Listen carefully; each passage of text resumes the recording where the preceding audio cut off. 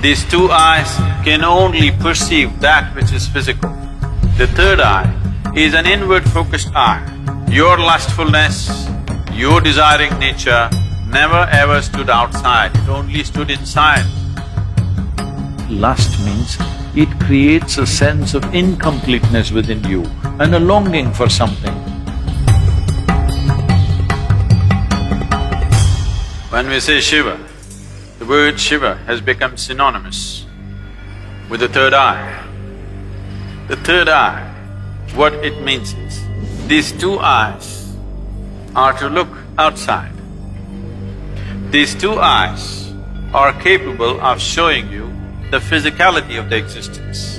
These two eyes can only perceive that which is physical. The third eye is an inward-focused eye. It's not going to open up upon your forehead. The third eye is an inward-looking eye. But you have heard stories, Shiva opened his eyes and he burnt Kama. In India, there is a god of love and lust called Kama. Kama means lust, which you don't like to face it head-on, so you make it love.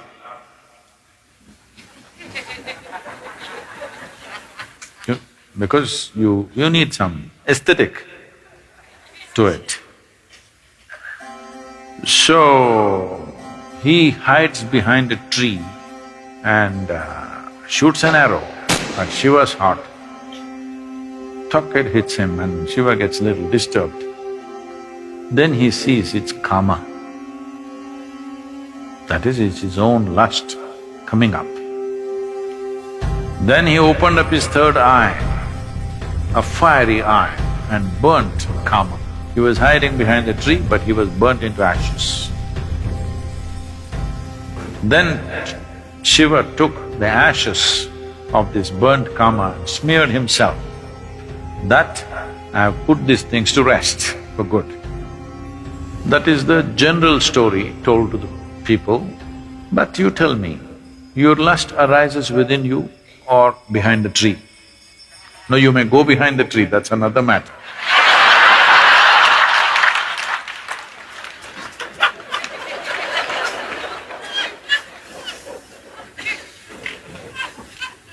But where does it arise? Within you. Desire is not hanging outside. It is not because a beautiful woman or a beautiful man is sitting there, your desire comes. Because the desire, the karma is within you. So he opened his third eye and burned the karma within himself, not the one who is standing outside. Because he never ever stood outside. Please look at this and see.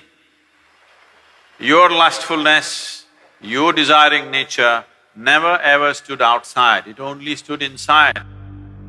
So he opened his third eye, not this way, inward. Then he saw this lustfulness, which essentially means that some aspects are built into you which makes you feel incomplete. So you think you will find completion only by going towards something or somebody.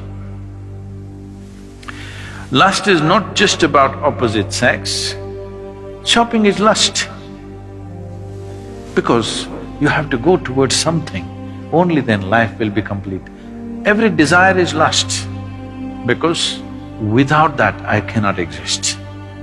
I want that, because only when I have that, this will be complete.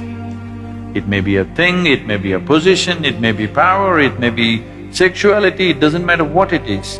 Essentially, lust means it creates a sense of incompleteness within you and a longing for something that it makes you feel if you don't have that, you're not complete.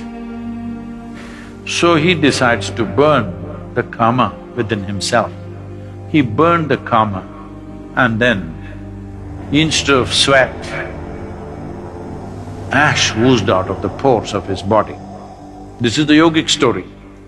The common story told to the public is he was hiding behind the tree and he burnt him, opened his eyes and burnt him, and then he took that ash and smeared himself.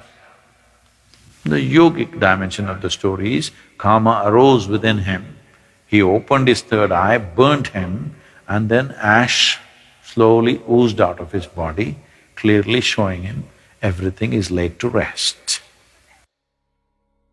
Everything that you know as yourself should die. When I say death, it's not the physical death which is a problem. The question is losing everything that you know as myself right now, your personality, your identity. Once you learn to be an individual beyond physiological and psychological formats, that means you're for good. This is what living death means. So if you know how to be an individual still, without physiological and psychological format, you are a living death. If you are a living death, you are eternal in your existence. It is time that you become living death so that you live eternally.